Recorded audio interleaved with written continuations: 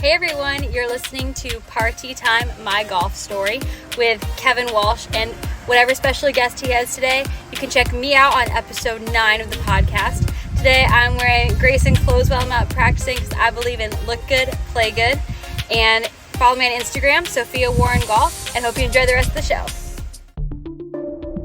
It's Party Time, My Golf Story, brought to you by Party Drinks. Classically designed golf drinks for golfers by golfers. And the golf real estate pros Gene Walsh and Vince Visicaro. For your Southwest Florida real estate needs, check them out at suncoastdreams.com. Now here's your host, Kevin Walsh. Hey everyone, welcome to the program. John Riley is our guest here on Party Time, My Golf Story. He is the author of The Last Amateur, My Golf Story, a biography on legendary amateur golfer Jay Sigel. Jay died of cancer a little more than a year ago. We are recording this on Wednesday, April 22nd, and the book is soon to be released in just a matter of days. And when we talk about Jay Sigel, we really are talking about the second coming of Bobby Jones in amateur golf. I'm going to let John go through the list. Now, I grew up in Philadelphia where Jay was from and lived his entire life, and I knew the legend of it. And if you don't know the legend of it, you're going to want to read this book because it gets into all the details of it, just the incredible amateur record he had, and then later a professional record when he played on the senior PGA Tour. Won 9 times, $9 million in earnings. But the amateur stuff it's just going to make your head explode how good it was.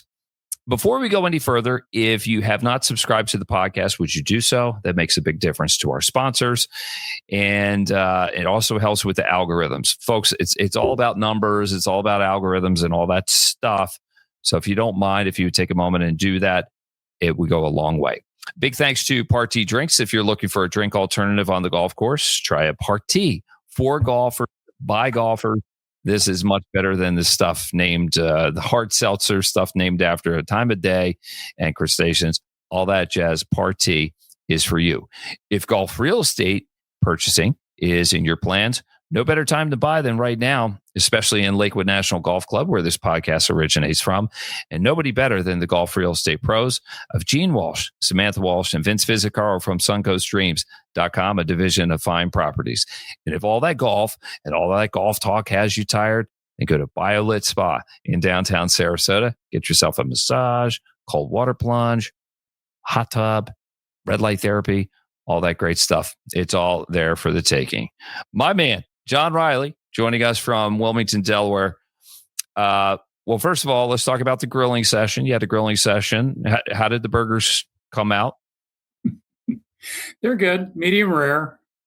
Just nice. Throw a little red relish on there and some ketchup and onion, ready to go.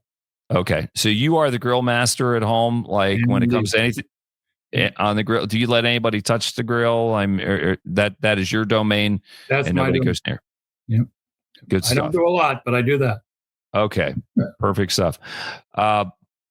Just to start things off, John, if you will, can you just, even if you have to abbreviate, because an abbreviated version of Jay Sigel's accomplishments in golf are just going to blow people away. Why don't you just go through the highlights real quickly? Kind of funny. I brought you a little prop. Jay has a friend by the name of Brian Simmons, Club Winston Trails, not far from where Jay lived, down in Delray in the winter months. And he gave lessons to Jay in the later part of his professional career, helped him with his game a little bit. And they were pretty good friends. And I got to meet Brian. When I first saw this club, he put together a club with a grip on it, with all of Jay Sigel's record and wins on it.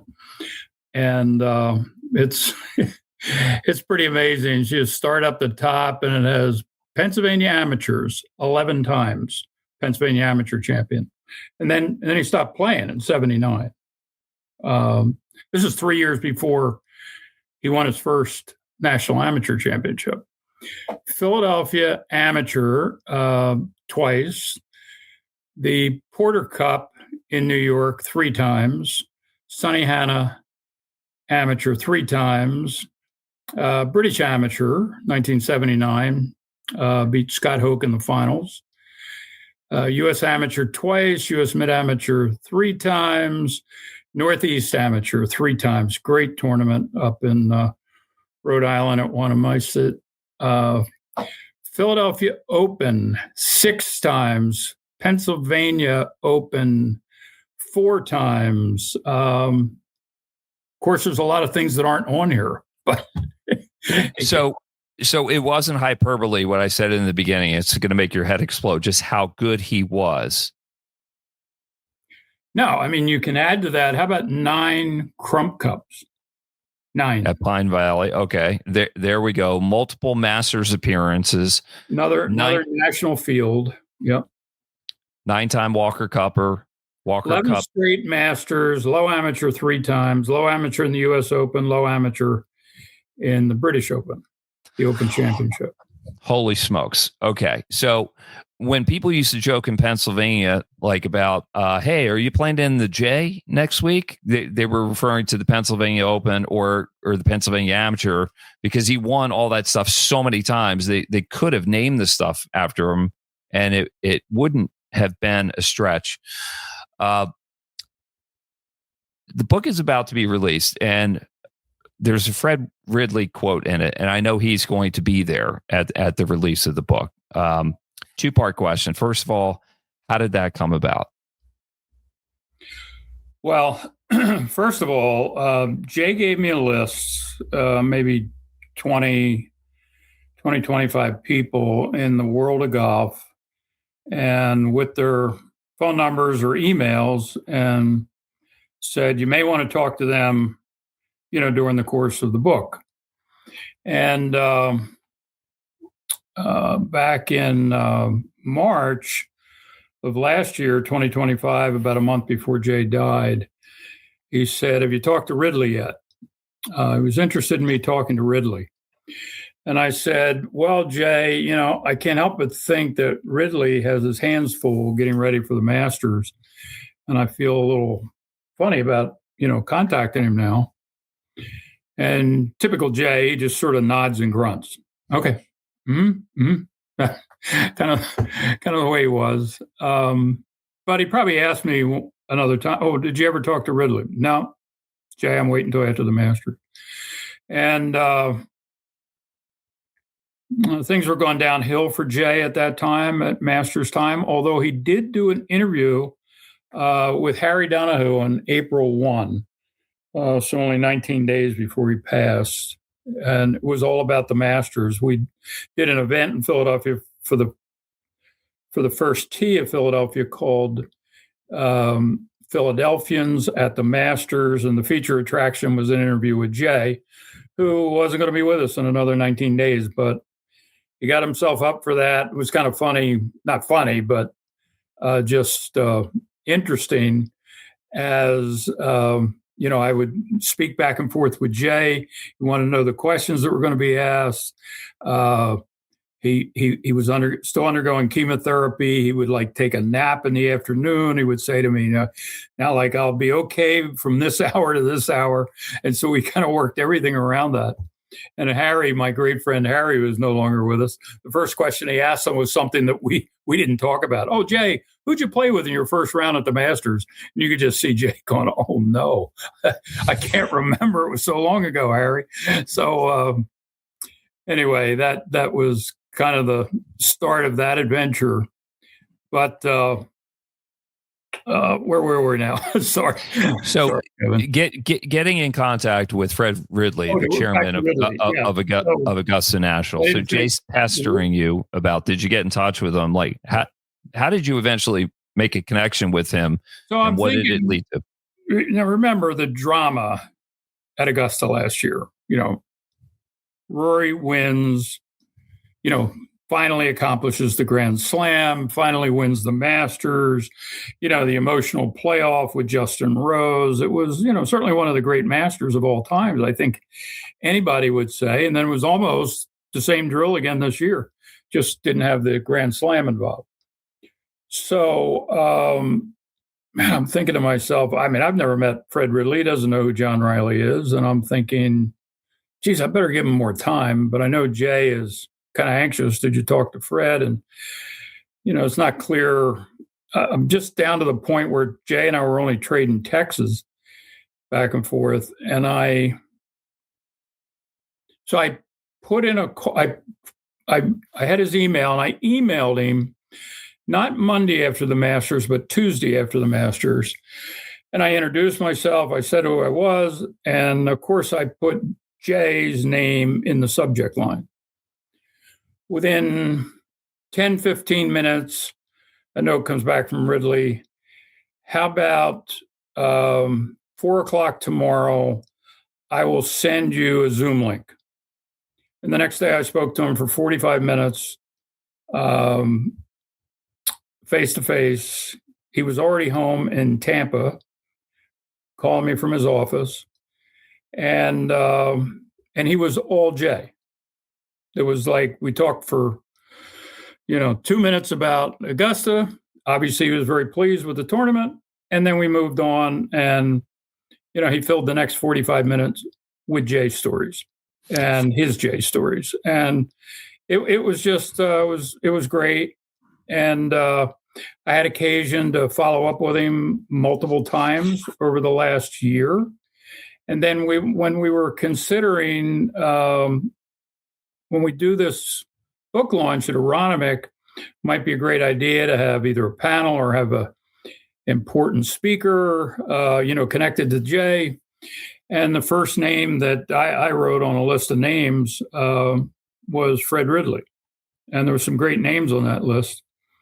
And we kind of agreed, let's try for Fred. And Betty Sigel called Fred, and he got back to her very shortly thereafter and said, sure, I'll do that. And we got a date at Aronimink, and he said, I'll be there. And just within the last couple of days, I've talked to Fred again. He's working on his talk. I mean, he's just a very serious, dedicated guy. He is. His quote, which I know is in the book, "We will never see his like again." That is so profound, isn't it? That's an interesting story. So I actually, came up with the name The Last Amateur. I had mentioned it to Jay 2 years before. We had lunch together, and he wanted to talk to me about doing a book, but he never was in any way specific about, would you consider writing the book? I think this was while I was actually interviewing him for the Heinemann book. And that's how all this came about. And I said to him, I said, Jay, if I were you, I mean, you're one of the great names in the history of golf. I would get somebody who's already, a very prominent golf writer, not just a little old John Riley from Delaware. And again, typical Jay, just kind of nod and grunt, okay. Mm-hmm. So, that during the course of that lunch that day, I said, if I ever did do a book with you, I got an idea for a title. He said, what's that? I said, The Last Amateur. Now, where that thought came from with me was really doing the Heinemann book, A Will to Win. That group, that Heinemann competed against, in fact, obviously lost his only time he made the finals of the U.S. Amateur. He lost to the great Harvey Ward. But he competed with and against the likes of Charlie Coe, who finished second in the Masters, Billy Joe Patton, who missed a playoff for the Masters with Hogan and Snead by a single shot. I mean, these were guys who every day competed at the top of the game against the pros. And, I called it sort of the second golden age of amateur golf, if you consider, Bobby Jones, the golden age of amateur golf. I just always had this thought that you'll never see this again, because the young people came along, the young guys, nobody wanted to play, the amateur game any longer. So it went from the days of Bobby Jones and Francis Ouimet, when it dominated golf. Those were the big stories, the amateur stories. And they were some of the finest players in the world, to today where, you have great amateurs, but like a Nicklaus, they're changing changing over to the professional game at like age 22, like Arnie did after winning the U.S. Amateur also.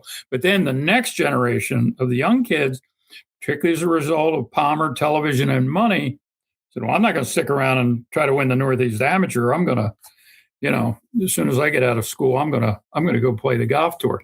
So anyway, during the course of the interview with Ridley, I happened to mention to him, or he asked me, well, what's the, no, he didn't ask me yet. I'm sorry. He made the statement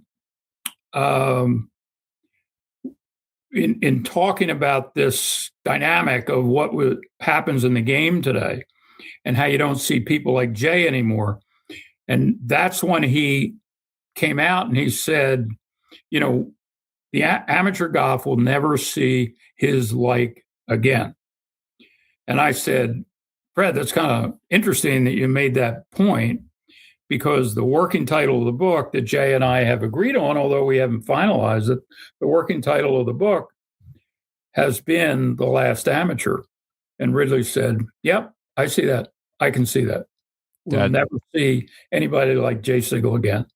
That's true. And for a lot of reasons, like amateur golf, even amateur golf, as we know, it really isn't amateur anymore because of NIL money. You can accept prize money to a certain limit in the amateur ranks and everything. But back when I played it, when you played it, when Jay played it, you got nothing. You paid for everything yourself, and maybe you got a nice trophy with it. No, absolutely. I mean, the cost of being an amateur and trying to play it at the top of the game, like Heinemann and Sigel both did, was expensive. Mm-hmm. To my read of their two careers was that it was a little bit more challenging for Jay, actually, than it was for Hyman, because by time Bill started really, moving into the top echelons of national amateur golf, he'd become pretty established in his business and was pretty successful. He had a great client base. Mm-hmm. And I don't think that the costs and the travel and all of that was quite the burden to Bill that it seemed to be in those early days with Jay when he was trying to get his career going in the insurance business. And he had, they were having kids. They had 3 girls. They're trying to raise the family. So it definitely, Jay felt the strain. We talked about that, a little bit during the course of the book. At different times it was difficult. He always, for instance, found housing in all these tournaments he went to. He didn't stay in hotels. They typically have a list of families in the area that were willing to put up the players. Like if he went to Sunny Ann, if he went to the Porter Cup or the Northeast Amateur, or down to the North and South, whatever it might be, he would always stay with somebody, and he always drove. In fact, I had a great interview with Buddy Marucci because they played so much golf together. Buddy had a great line. He said to me, and this is in the book, because one of the features of the book is we took like some of these interviews, just like with Ridley, and we turned them into inserts, segments in the book. So you had this sort of objective third-person account of Jay and his life and career spaced out throughout the book, in addition to the rest of the book being in Jay's own voice.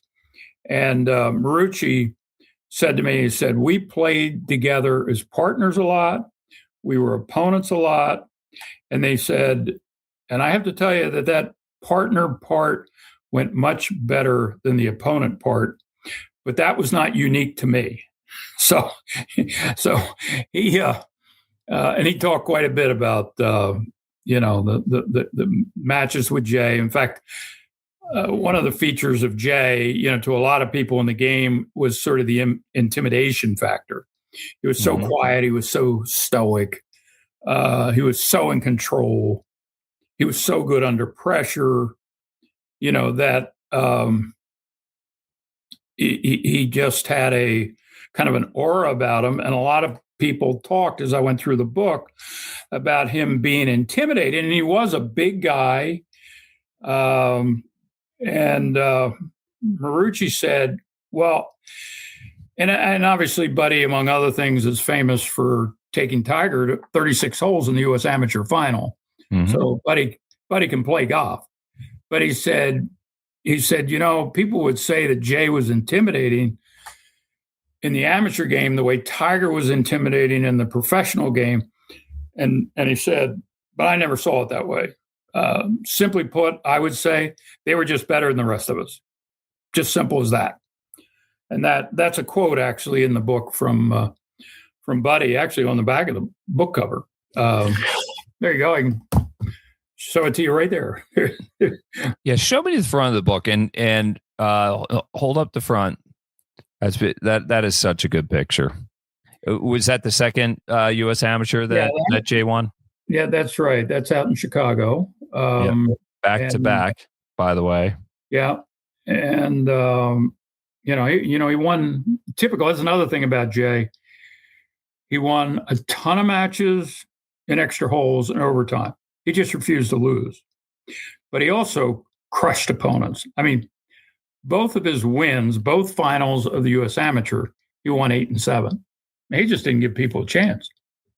He once won the Pennsylvania Amateur by 18 shots. 18 shots. I mean, there's almost no such thing. Well, I'm going to hold up the other book because you made mention to some other great amateurs. So this, I'm going to take you out just so everybody can see it. You're still with me here. This is A Will to Win. That's Big Bill Hyman, also written by John Riley. And at the top of it, by the way, is a quote from Jay, if you notice. At the top of the book. Yeah, you're right. I thought I knew Bill Hyman until I read this book. It's not just a golf story. Everyone can learn from Bill's struggles and perseverance. Hey, while I'm holding this, tell me this, because I remember you telling me the story that in Bill Hyman's book, A Will to Win, Jay read it off Kinko's copies in a weekend because you told him to read it. Do you think, based on his health and his age, that your book about Bill Hyman kind of prompted him to get going on an autobiography of his own before it was too late? Now, other friends have told me that Jay talked, over the years to them about doing a book sometime. So it wasn't new. But where it originally started was I had asked Jay through another friend, because I really didn't know him well. I mean, I'd certainly met him and talked to him several times over the many years, but I didn't have his phone number or contact. I never socialized with the guy. I only played with him one time. And I went through a friend, and he said, "Oh, I'll connect you up with Jay." And I asked Jay if he would read my book on Porky Oliver, how he played the game, and consider giving it an endorsement. And he actually took about 4 to 6 weeks to read that book. I was very, very anxious to get feedback from him.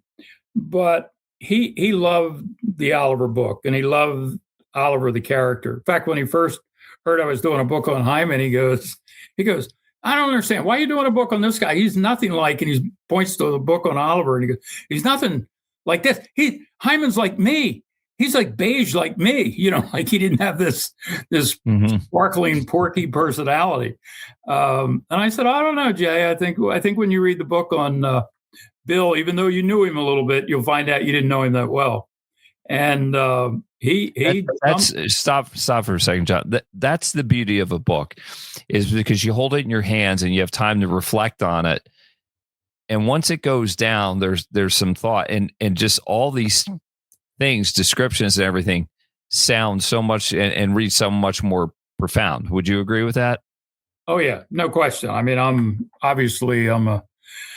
a reader and a writer. I mean, I watched every minute of the Masters, I'd probably say, but that's about it for me. I mean, I don't watch a lot of television. I read a lot of history. And to me, there's nothing better. I don't know if in my lifetime I've ever gone to see a movie and said that movie was as good as the book. I mean, to me, the book's always better. So that's just the way it is. The book is always better. There's no doubt about it. Although I will say The Perfect Storm by Sebastian Junger was almost as good as the book. And Jaws maybe as well, but you're right. Usually the movie's not nearly as good as the book because they do the Hollywoodization and all that crap, and it just doesn't work. Let's talk about history, though. Jay had a pivotal moment in life, a profound moment in his life. But why don't you describe the accident and what that did to his golfing career? So to lay the groundwork for that. I mean, Jay at the time, he was like the next coming of Jack Nicklaus. Or you might better say Arnold Palmer, because he met with Arnold Palmer at Pebble Beach when he played in the Bing Crosby Pro-Am, and he was invited to that as a junior golfer because he won the International JC Championship. Every bit as big a tournament as the U.S. Junior Championship, which he lost in the finals to my friend Charlie McDowell. Charlie will actually be there. Charlie's 81 now, or be 81 in June. And he was actually over a year younger than Jay when he beat him on the last hole for the national championship. But so Jay had a phenomenal reputation, recruited to go to Houston, which is by far the number one collegiate golf program in the country. And that January, he's out at Pebble Beach. He's not happy at Houston. And he decides to take the step of talking to Arnold Palmer about Wake Forest. And he goes up to him. He's like, Arnie, right? He's talking to people like Bing Crosby and Bob Hope. And he says, Arnie, if you get a minute, I wanted to, here during the tournament, I wanted to see if I could ask you a couple of questions about Wake Forest. And Arnie said, how about right now? He excuses himself and he sits in a corner with Jay for 45 minutes, talking to him about his love for Wake Forest. And Jay, of course, immediately decides, I want to go to Wake Forest. I'm out of here. Not only that, it's closer to home for him. So he goes to Wake Forest. Again, he's immediately a star. He wins. He gets there, by the way, and he cannot play. He's ineligible because of the transfer. Mm-hmm. What's he do? He goes out and he qualifies for the Greater Greensboro Open. He's Jay Sigel. He's not like you and I will be trying to get a date. And by the way, he was on the Arnold Palmer scholarship. Well, that's the next part of it. So okay, he wasn't yet, mm-hmm. because he got out there, and so his first season, the scholarship had been formed, but it had never been awarded yet. And that was when it was determined. Obviously, I think they wanted to make sure they kept Jay there. And they said, well, we're going to make you the first recipient. And so that was a pretty big deal that had happened. He immediately went out in his first year of eligibility. He won the Atlantic Coast Conference Championship by 4 shots. He's just the top of the food chain in the world of golf. He can play with anybody. He goes home, by the way, in 66 and plays an exhibition with Arnie and beats him at Lanark. Tom Brookshire was playing in the group, if you remember Tom. Tom Brookshire and John Facenda were both in the group that day with Arnie and Jay. Oh my gosh! Okay, just for those that don't know, John Facenda was the voice of God, the frozen tundra, Lambeau Field, and Tom Brookshire, broadcaster as well. What was his sports background before the announcing? Brookshire was a linebacker for the Eagles. He was on the national championship team. Mm-hmm. And then he was a Philadelphia sportscaster. All those guys. It was a little bit of Jay's upbringing because he played his golf as a junior at Bala and all the guys from WCAU used to come over there. Jack Whitaker, Chris Schenkel.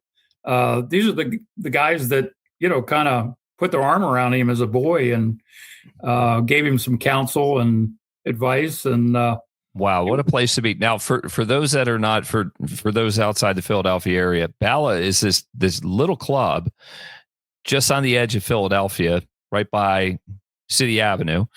And I would describe it as like a bowling alley. I loved Bala. Tiny greens, but a short course, but nearby to everything. It's like a good diner, right? It would work for anybody. Yeah. So the original question was his injury. So I'll go there. We could go off on all these tangents. By the way, we could talk about Bala for a while. Now let's get to the hand. What happened to his hand?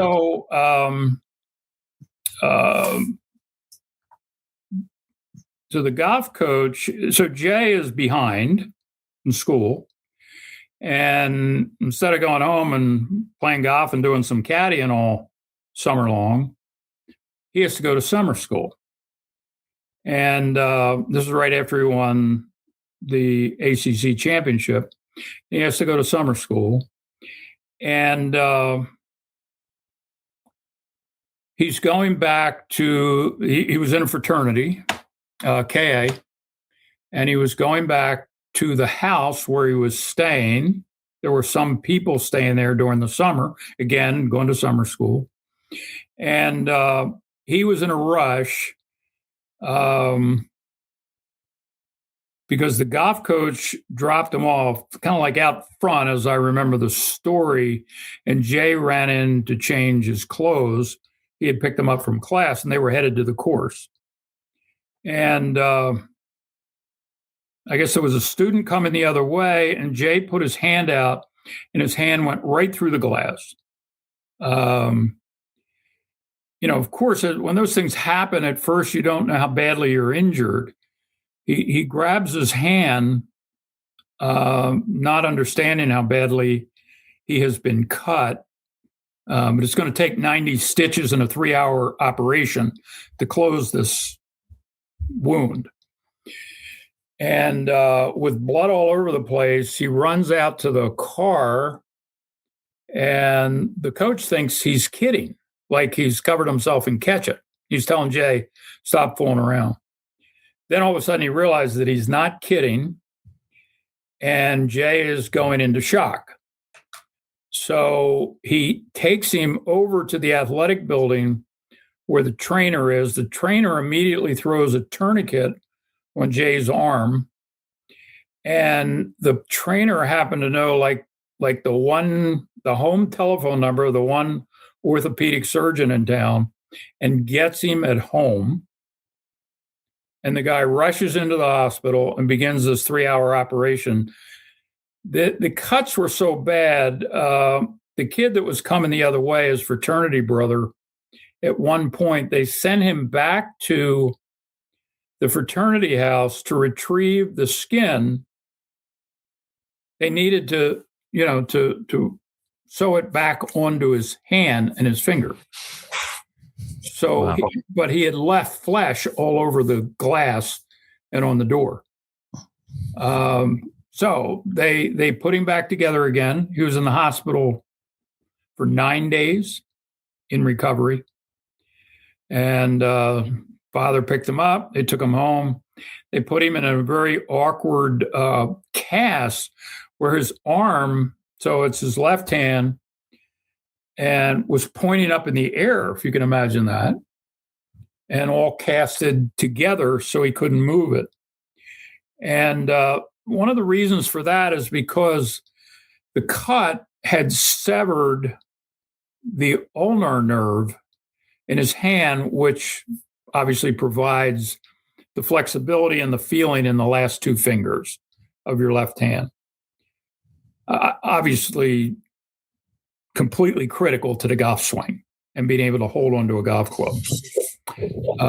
Now, the great thing about Jay, and he'll, again, the story's in the book, but I mean, he sinks into depression, thinks it's kind of like the end of his world, end of his life. never going to play golf again. If I can, at what level? And I guess after several weeks, he gets bored to death, and he asks his mother to take him out to Bala. And he goes out to Bala, and he starts putting on the putting green one-handed. And the way he tells the story, he says, by the time I finished in the fall, I could beat anybody in the club one-handed putting. And he said, and I learned a lot about putting. But he didn't really hit a golf shot that the accident was right around the 4th of July. He didn't really hit a golf shot until, I'm going to say, late October. He went out with his father on like a little pitch and putt course. He put like a sponge in his glove, and he put 2 gloves on. And so he tried to practice and play that way for a while. Very, very painful. Eventually got back down to school. And there's a little segment in the book, I think it was November, the very end of October, that one of the kids on the golf team said he was out with Jay and that Jay shot a 78. So he's still playing golf with a couple of gloves on. And, he just keeps going. The amazing thing is that the following spring, he makes the team. He gets invited. He's not the Jay of the year before, an ACC champion, but he gets invited to go to the Florida Intercollegiate Championship down in the Fort Myer area. And so now it's been, about 9 months since the accident, 10 months. He wins it.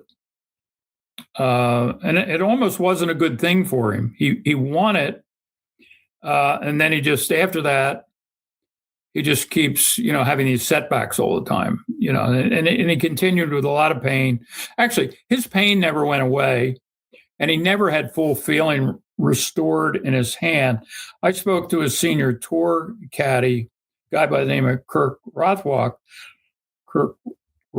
and Kirk said to me that he can remember being on the West Coast in windy, cold conditions trying to talk Jay out of playing because his hand was numb and he couldn't feel it.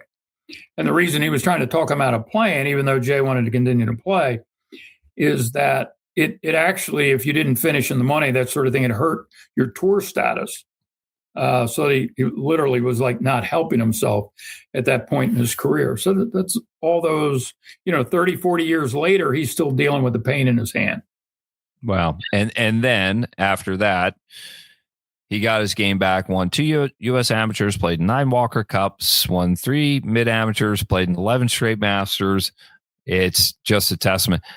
John Riley is our guest here on Part T Time, My Golf Story. He is the author of The Last Amateur, My Life in Golf, which is the story, the autobiography that he co-wrote along with Jay Sigel, the second coming of Bobby Jones, and who a lot of people thought would be Jack Nicklaus until he put his hand through that glass door.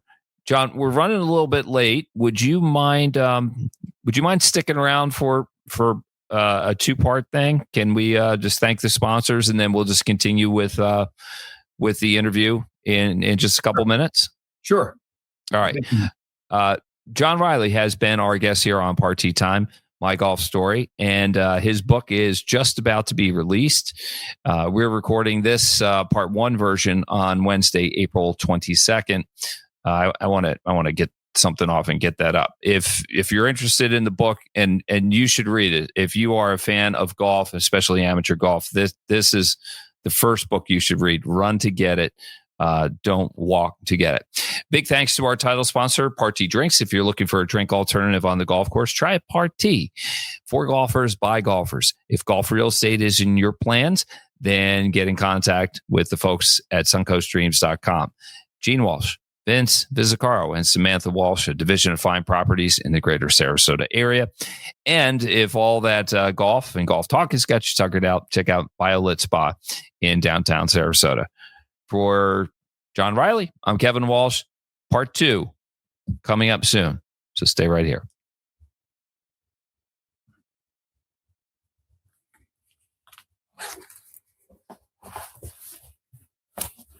All right, John, we're just stay where you are. I'm gonna like do a restart on the program. Got it. If you want, why don't we can maybe get into some of the names? Yeah. We're gonna get. So I'll like previously say we left off when Jay put his hand through the glass and everything. But then he got into a storied amateur career, later turned pro. But I want to talk about the influence of Jack Nicklaus on his life, Arnold Palmer on his life. I want your story about the shoes. Maybe I'll tell my story about the time I played golf with him, and that was something. All right, so it's just going to be a restart on things. All right, I just got to make a note for producer.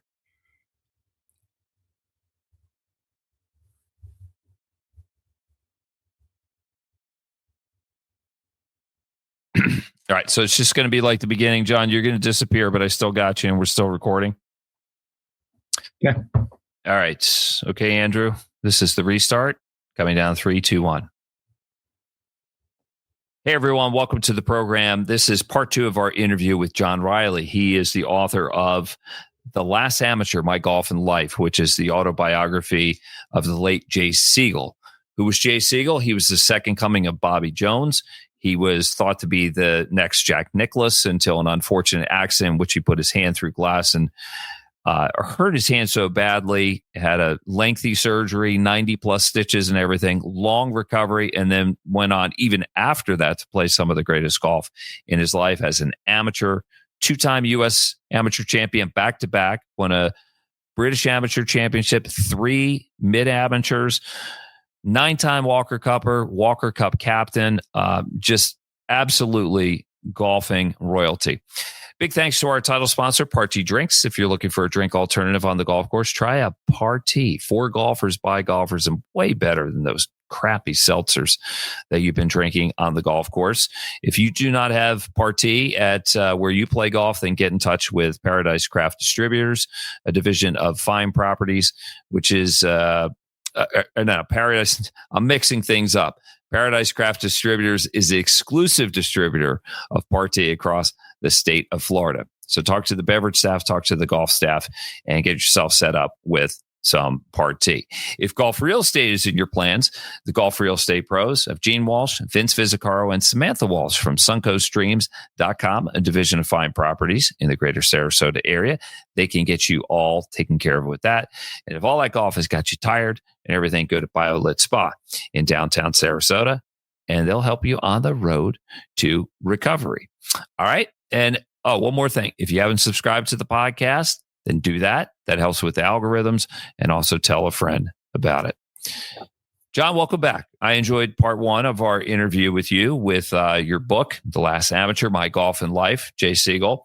I'm definitely fascinated by him. We left off where he put his hand through the glass at Wake Forest and then had the long recovery and just went on to play absolutely phenomenal golf. And it culminated with a career on the senior PGA Tour in which he won 8 times, $9 million in earnings. But influential people in his life, just prominent names in Jay's connection to them. Why don't we start with Jack Nicklaus? What was his relationship with Jack? It's interesting. I never really talked to Jay about the genesis of their relationship, but I think it was just a case of mutual respect.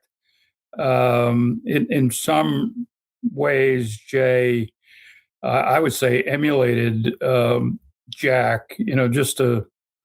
Just a supreme gentleman in every way in the game, always trying to live up to the highest standards, playing at the highest level, enormous respect, recipients of the Bob Jones Award for, the impact and on the game. So I just think that even if it wasn't a closeness from a distance, it was such that when Jay decided that it was time to seriously think, this is at the age of about 48, that what do I do for my, what do I do in life next? He decided to see if Jack would help him with a decision.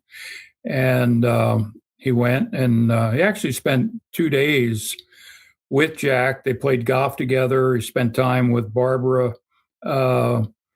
They definitely developed a closeness. I mean, while we were doing the book, I can remember one day, I think it was Jay's birthday, November 13th, when Jack showed up with a photo with another friend, with them wishing Jay a happy birthday that day. And but anyway, Jack, gave him a lot of good advice. He started the advice by saying, whatever you do, it won't be a bad decision, because if you do go for the senior tour, I think you'll be happy. I think you'll feel good about that. But also, if you stay with the amateur game, that's what you love. So that was kind of the relationship. Jack, I guess, in some ways, almost like a father figure, trying to guide Jay. One of the things he said specifically to Jay that was that he should keep his insurance practice. Because Jay told him he had good people in the insurance business. Jay was thinking he just, started playing 30 times a year, which was more than double what he was playing at the amateur level, that he just couldn't do two things. And Jack said, no, I think you can. And Jay really was extremely capable of kind of compartmentalizing anyway. And so that was that decision he made was based on advice he received from Jack. See, that is so compelling. And I saw an interview with Jay years ago in which it must have been the same conversation that you're talking about. And there were other things that came out, and I want to get your take on it. Eventually, they played a lot of golf together, and the interviewer said, was there some money involved? And Jay said, yes, there was. And he's like, and where is that money right now? And Jay had this big grin on his face. He said, yes, I have some of Jack's money. And he was so proud of himself, as would anybody, if you got in Jack Nicklaus's pocket. But speaking of money and Jack's advice on keeping the insurance, I also saw another interview in the past in which the interviewer said, if not for the accident, wouldn't you like to have turned pro because you could have made so much more money, suggesting that there was more money to be made golf than in insurance. And Jay had this other grin on his face, and he said, I'm not sure that I would have made more money playing golf than I have in my business. So how successful was he with the insurance? Well, I think he was quite successful. I mean, I interviewed several that he worked with. I interviewed clients, but I don't think I never took the step of in some way trying to quantify it. But what I found that was interesting is Jay loved the business. Jay loved being successful in the insurance business and running that business, working with the people. It was very fulfilling for him. It was almost as if he had a second golf career, only it was insurance. Mm-hmm. That really struck me. I mean, he was the same way about his family, about, Betty and the girls. They were all high priorities. Ken Blanchard, who writes the foreword of the book, the famous 2-Minute Manager. That's a funny story, by the way, how they met and knew each other, but they remained lifelong friends. And Ken, as I say, wrote that. And in there, he said, Jay always had, that the priority in his life, or the three priorities in his life, were family, his business, and then golf. And he said in that order. And I think that kind of balance really helped him a lot. I think, he could win a major amateur or a championship, say we're talking the Northeast Amateur, or he could be in the lead. And he'd go back to whoever he was staying with, and he'd get on the phone and talk to clients for a couple hours that night. That was not unusual. So he would weave his business all the time into, his golf life. And I actually think that it kind of helped in a way to be a distraction. I mean, he told me the story of going to the Masters. He had a little bit of an entourage. They sometimes rented 2 homes in Augusta, friends, clients, others that would come with him. And, he said it was great because it created a distraction for him. You didn't just think about the Masters all the time and be focused on every little detail of what you did right or what you did wrong. One of his strengths, tremendous strengths, I think, as a player, as a person, was the ability to almost immediately forget the bad shots. Whatever went wrong, he just had a mental ability to say, okay, that's behind me. What's in front of me?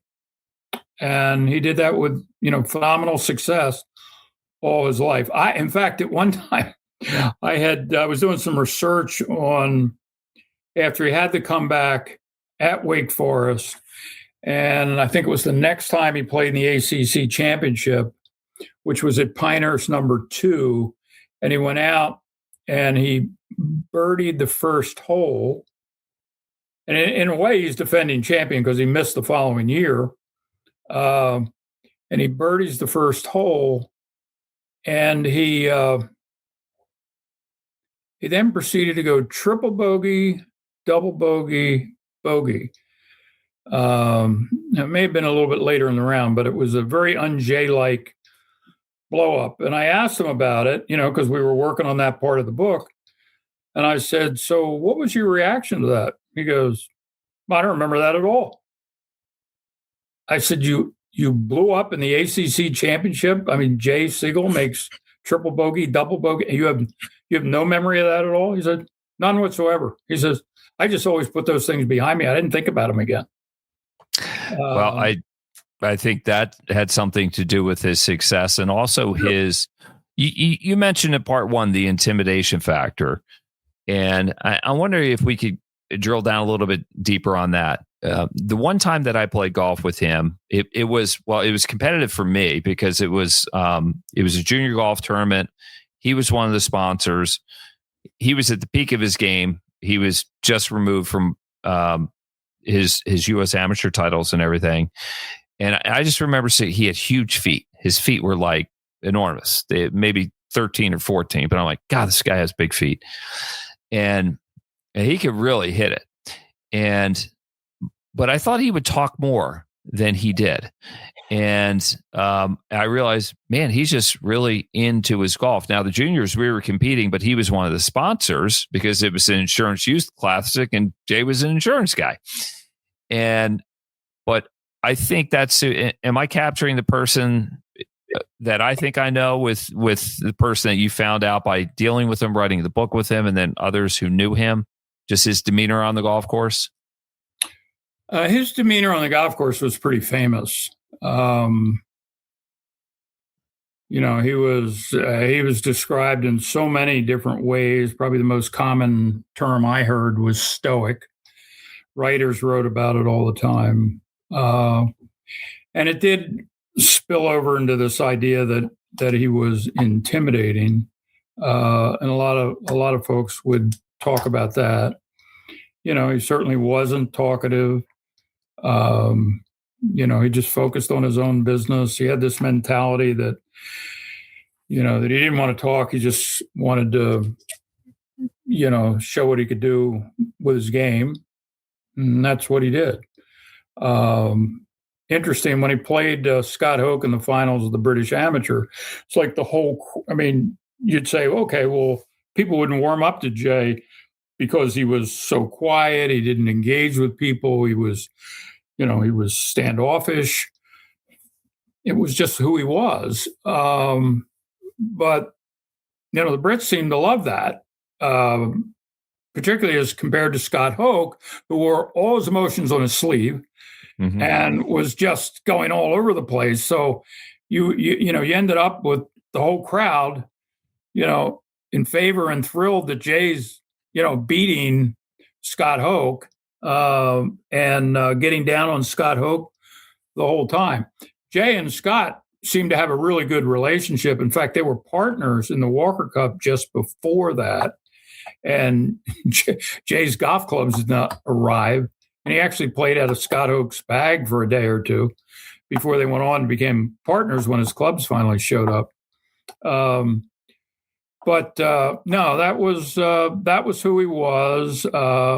He joked when he was on the senior tour a little bit about loosening up, and I really do think he did. And I think when you talk to people that he engaged with later in his career, he almost really sounds more like one of the boys. I don't know how much he went to the bar afterwards for a drink, but they would all talk about him that way.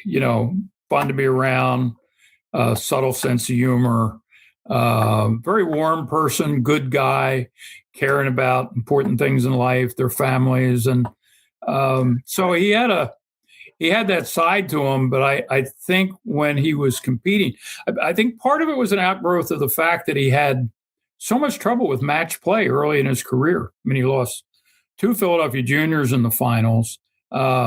He could never seem to get over the hump in the Philadelphia Amateur. It was very frustrating to him. And he couldn't get anywhere in the U.S. Amateur. I think Brookline was like his 16th U.S. Amateur. I don't think he had ever been past the 3rd round up to that point in time. Then after that, he was rarely not a quarterfinalist. He became a quarterfinalist 8 times. I mean, how many people have ever done that in history? Maybe Chick Evans and Jones and Francis we met. So he probably became the best match play player in golf for almost a decade. But before that, and he actually had a kind of interesting story about it. There was a great amateur won the British at that time who won the British 2 years in a row and played on the British Walker Cup team, Peter McAvoy. And I don't know if you remember that name, but he was a great match play golfer. And when Jay and Scott were playing, he and his partner at Muirfield, he actually brought up to Jay on the course, "Hey, Jay, how come you don't like match play? I always hear you don't like match play." And Jay gave him kind of his standard answer, which was he thought it brought luck into the picture too much. And, if you had a bad hole, there wasn't as much recovery time. He had several, different ways that he explained that he didn't like it, but he used the expression a couple times. He considered it like Russian roulette. But McAvoy said, "I don't know why you feel that way. I think match play is easier." And he said, "Well, why do you think it's easier?" And he said, "Well, I just think it's an easier game." He said, "The way I approach it all the time, I approach it that every hole is sudden death. And if I win that hole, the next hole is sudden death again. I got to win that hole too."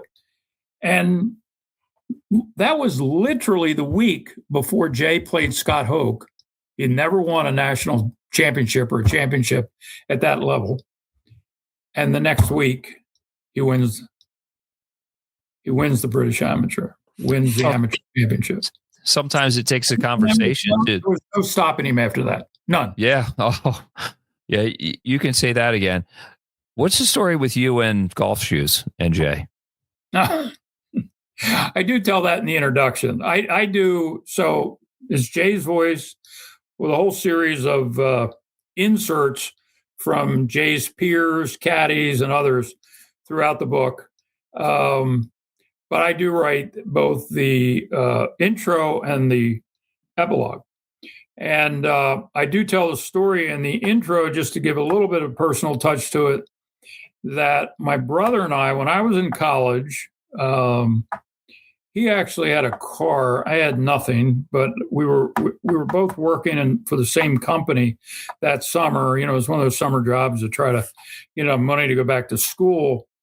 And he entered us somehow or other, got us an invitation into the Chester Valley Invitational. And you took a look at that field at this thing when we got up there. And I mean, it was the who's who of Philadelphia golf. Now, I mean, I was a decent, University of Delaware golfer, and probably a 1 or 2 handicap at the time. But you're looking at this field with Lou Riggs, Gordon Brewer, Jay Sigel. I mean, this is like the all-star team at Philadelphia Golf. And my brother and I actually played really, really well. We were in second going into the last round, 54-hole medal. And Jay and his partner were always actually behind us, chasing us. And they caught us in a tie for third place.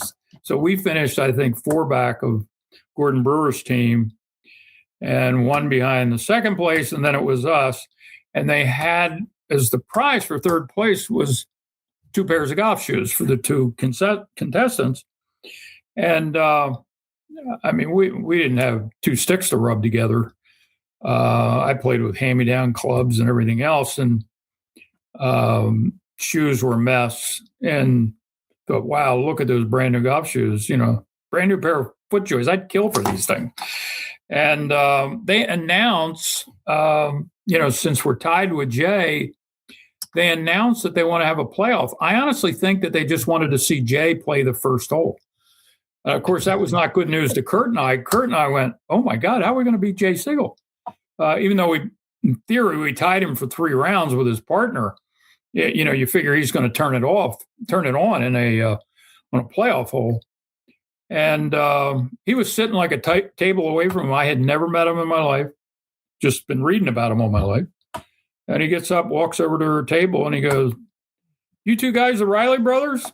We looked up at him, and, there's the great Jay Sigel. And we said, yeah, we are. He said, we're thinking we're going to concede and just give you guys the shoes, if that's okay with you. Oh, my God. Oh, my God. We're high-fiving each other all the way back to Wilmington in the car. We were so excited. So that was my original I think that was the only time in Jay's life he ever conceded a match, and it was to me. That's and you held on to those shoes for about 10 years, and probably every time you look down at them, you're like, thanks, I wore Jay. those shoes. Thank you, Jay. For college. Yeah. And after, right through the Army, too. John Riley is our guest here on Party Time, My Golf Story, brought to you by Party Drinks, the golf real estate pros at suncoastdreams.com, a division of fine properties in the greater Sarasota area. Gene Walsh, Samantha Walsh, and Vince Vizzacaro, and Violet Spa in downtown Sarasota. If we could, like, you had to reach out to a lot. Well, I'll get to Billy Andrade in a second because I love Billy. Everything he says is funny, especially when he makes fun of his boy Brad Faxon, calls him names, which I won't use that language here. But Billy can be a loose cannon, as you know. But Jay passed away during the writing of the book. What was that like, and how were you able to continue without him? Yeah, I mean, when I first met with Jay and Betty, and they said they wanted to do the book and said they wanted to do it in the first person, right away I'm thinking to myself, by the way, kind of a funny story. So they're sitting there, and I had co-authored a book with my friend Kevin Riley, who played for the Philadelphia Eagles. And so it was all written in the first person. And pretty inspiring tale, Kevin's story, how he lost his arm and shoulder, lost his football career. And Jay and Betty had the book sitting in front of them. And Jay said, this is the book we want. This is the book we want. And I said, really? I said, you want to do this in the first person? This is going to be an autobiography? Because I'm thinking to myself, here's a guy that's just been diagnosed with pancreatic cancer. He's 80 years old. Almost 81. How's this going to work out? And anyway, he said, yeah, that's the way we want to do it. And I said, good. I said, all my life I wanted to be Jay Sigel, and now I get a chance to be Jay Sigel. So, and write in the first person. Mm-hmm. So we got together right away. We started doing it by, Zoom. He was undergoing chemotherapy treatment. I didn't want to bring any germs into the picture, and we just agreed that would be the best way to do it. It was a bit of a challenge because Jay does not like any kind of technology. In fact, all the notes he had ever made for his whole career were all handwritten. I didn't have no typed documents. In fact, I had to have my daughter type everything so I could even understand it. It's basically what he created a whole outline of his life and his career, which was great. So, that was how it started. And we did interviews like 2-3 for as much as 2 hours if he felt well enough a week. That went on almost till so we started in October. That went on almost till Christmas time. And I said, Jay, I got to get started writing. I want you to provide feedback on everything I'm writing. Got started writing. I started sending him chapters. He'd make, little edits or notes, and we'd talk about them. And we went through basically half the book, 16 chapters. The last chapter I completed while he was still living was the U.S. Amateur. That was a good piece, really interesting part of the book for one reason, because I was able to work with his caddy on it, a guy by the name of Steve Davenport, who's now a financial advisor. He was 19 at the time. And Steve was, he was really outstanding. He remembered, tremendous detail that Jay and I never really got deep into. So, and then of course Jay passed away. It was pretty emotional, really. We had really grown close, very close in that like 7 months. I had known him before, but now all of a sudden I'm talking to him every day. I had days where I had 12 calls from him, looking at my phone. Now, typical Jay, about half of them were pocket dials. And I said, did you call me? No. I just, I just rolled over on my phone again. Just very, very intense for that whole period of time. It took a while to regroup. Actually thought about maybe kind of like just telling the reader Jay died at this point, and I had to switch over to the third person for the rest of the book. But I had all the story and I had his voice. We had done all the interviews. We'd recorded all of them. I said, no, I'm just going to try to stay the course on this. It just was a little more tedious. I had to constantly fact check things before I could send it to Jay and say, is this right? He'd correct this or that. But now I couldn't do that. So that made the interviews even more important. Hey, you were playing with Jay. You were his partner. What happened? Here's what he told me. How did that look to you? Or even with like Fred Ridley at Peachtree. Jay went to his grave feeling he was responsible for the first loss by a Walker Cup team, U.S. Walker Cup team on U.S. soil because of what happened at Peachtree. And Fred Ridley and I spoke about that at length, and I'm sure he's going to be talking about it next week at the book kickoff. Mm-hmm. Billy Andrade, how did you reach out to him, and what was his reaction? And I'm sure there was some colorful language involved in your discussion. So why don't you take it from there? Billy was a great interview. I had the opportunity to meet Billy years ago. I had booked Peter Jacobson to play in a charity golf tournament I was running, and Peter suddenly lost his brother in the days before the golf tournament and couldn't come out from the West Coast. And the agent sent 2 replacements, as I recall. One of them was a guy with curly hair by the name of Bobby Clampett, and the other one was Billy Andrade. Mm-hmm. And needless to say, they were not only both great, but they both, I never did interview Clampett, but there's a lot of Clampett in the book because Jay and Clampett, had a lot of contact at various championships over the years. With Jay winning one, Clampett winning one. Of course, Clampett, he's just a kid, and Jay by then is 40 years old. But and Jay's a legend. But Andrade was a partner of Jay's in the Walker Cup at Sunningdale in England, and certainly had developed a big reputation. He had actually won the North and South and beat Jay at that time on the last hole. on its way to the North and South. But even still, Billy's kind of a kid still at that time, and Jay is Jay. He's like the biggest thing in amateur golf. Mm-hmm. So I was talking, I guess, to a teammate, and I asked him if he had Billy's number. He gave me Billy's number. I left him a text, and the next day I get a call from Billy and answer the phone. Billy says, John, you the guy that wanted to talk to me about the Bobby Jones of my generation? And I said, well, yeah, I guess you could say that. A lot of people have said that. He said, well, what do you want to know? So we got into it a little bit. I think actually he was in an airport on his way to play golf in Mexico. And he told me the story, which I love, which is in the book, in both parts, in Jay's voice as he's playing at Sunningdale, and Fred Ridley is the captain.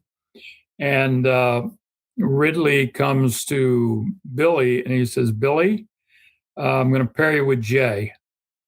And Billy's like, wow, I'm going to play with Jay in my first Walker Cup, and Jay's the man. And he says, then Jay comes up to me and Jay says, Billy, what do you want to do? You want to hit first off the tee or you want to hit from the fairway? And he says, man, I don't want to hit first. He says, my first Walker Cup. I'm a nervous wreck. I said, oh, no, Jay, I'll just hit from the fairway. That'll be fine with me. And he said, of course, Jay steps up in front of the whole crowd and everything, and he just rips it like 290 down the middle. Because it's a relatively short par 5. And, like no problem for Jay. So we start heading out to the golf ball. And the next thing I know, like a couple of carts start following us, loaded with television equipment, television. I've never hit a shot on television before. He said, oh, my God, I thought I was nervous about the idea of hitting from the first tee. Now they're following me out to the second shot. So he says, we get out there, and he said, all I got left really is a 5-iron. And he says, the pin is tucked way to the left behind the bunker. And he says, so I pull a 5-iron, and I'm getting ready to hit. He said, and Jay moseys over to me and kind of leans up close, and he goes, Billy, nothing fancy here, middle of the green. And Billy goes, it was like the voice of God. He goes like, I got to tell you a story about that. The voice, yes, because Jay had a very deep voice. So I mentioned I played in a junior golf tournament with him, and the other junior golfer in the group was a young man named Tony from the city, and he wasn't very competitive. He was a nice kid. He had a nice game, but he was not really going to compete for the title. And we were playing a short par 3 at North Hills Country Club, and it had a very the greens are super fast there, always have been. And Tony hit the ball above the hole. And that was the mistake. You could not hit the ball above the hole, because if you didn't make the putt, it could go off the green. Tony ended up 7-putting, and he didn't hit a bad putt. All right. I'm standing next to Jay right off the green, and we're watching it unfold. And I'm just kind of looking at him. He's looking at me, and it's clear that the kid is in distress, and somebody has to say something. And I'm thinking, well, I'm 17. You're a grown man. You got to say something. So Jay goes, Tony holds out. He's walking off the green. I mean, he looked like he needed a hug. And Jay goes, well, Tony, that's too bad, but that's golf. and John, he would have been fine leaving it at that. He said just enough. But then Jay went on. He said, but you know something? That won't be the last time you do that. And I'm thinking, no, Jay, that's a 4-putt under pressure, a 5-putt. Yeah, that's going to happen. A 7-putt, that's once in a lifetime. But it was just like Billy Andre said, the voice of God. and then he got a little in the rough with, like, the suffix that he put on the end of it. Like, I'll never forget it. Billy said the rest of the story is, he said, I'm so like pumped up. He says, I immediately yank it left and it's straight at the flag, not middle of the green like Jay instructed me. He said, but it flies the bunker and stops about a foot from the hole, or just a couple of feet from the hole. He said, so Jay just walks up, taps it in for eagle. We're one up and go on to win the match. That's a great story. John, listen, I really enjoyed the conversation with you. 2 parts. In fact, the last time I think we talked, we did 2 parts because I know I'm getting good stuff and you just keep adding to it and adding to it and adding to it. Can't wait for the book to come out, and let's reconnect after the book launch and Fred Ridley's speech and everybody else at Aronimink. Sound like a good idea to you? Sounds like fun. We'll do it. All right. Now, where can I've been scrolling it across the screen throughout the conversation. Where can people find the book? Yes. Right now, we're selling it off the website, siegelgolfbook.com, and you can see it there on your screen. Obviously, if you can make it to Aronimink for your Philadelphia audience, or within, I guess, a couple hours of Philadelphia, because we got people coming in from all over, in addition to Fred Ridley, who's coming from down your way. Mm-hmm. So we, we'll be... The ticket to the event gets you one limited edition hardback signed book. And if you like, you can pick up other copies, or people can show up there and buy other copies. So that's the one other thing in the short term where you'll be able to buy a book will be at Aronimink that day. I think a couple of clubs, maybe Aronimink, I'm not sure yet, but Delray down in Florida and other spots will probably have the book available. We'll have some bookstores with it and other places. So, but mainly for now, the website. Later on, we'll put it on Amazon. But for right now, just take it off the website. SiegelGolfBook.com. Wish you nothing but success there. I can't wait to take a deeper dive into it. And for everybody else that loves golf and wants like the full detail, as if John didn't give it to you in the 2 parts here, it's all in the book. Just a fascinating person. He really was the next coming of Jack Nicklaus, or the reincarnation of Bobby Jones. Jay Sigel, My Life in Golf, the Jay Sigel autobiography. The Last Amateur, My Life in Golf, the Jay Sigel autobiography written by John Riley. John, thanks so much. As we wrap things up, big thanks to our title sponsor, Party Drinks. If you're looking for a drink alternative on the golf course, try a Party. If you're looking for golf real estate, good time to buy in the greater Sarasota area. Gene Walsh, Samantha Walsh, and Vince Vizzacaro from suncoastdreams.com got you covered. A division of fine properties. And if you're tired of all that golf and you need to unwind and relax, you go to BioLit Spa in downtown Sarasota. For John Riley, I'm Kevin Walsh. We'll see you again next time on Party Time, My Golf Story. See you, Kevin. You've been listening to It's Party Time, My Golf Story, brought to you by Party Drinks. Classically designed golf drinks for golfers by golfers, and the golf real estate pros Gene Walsh and Vince Vizzacaro. For your Southwest Florida real estate needs, check them out at suncoastdreams.com or call 941-220-4000.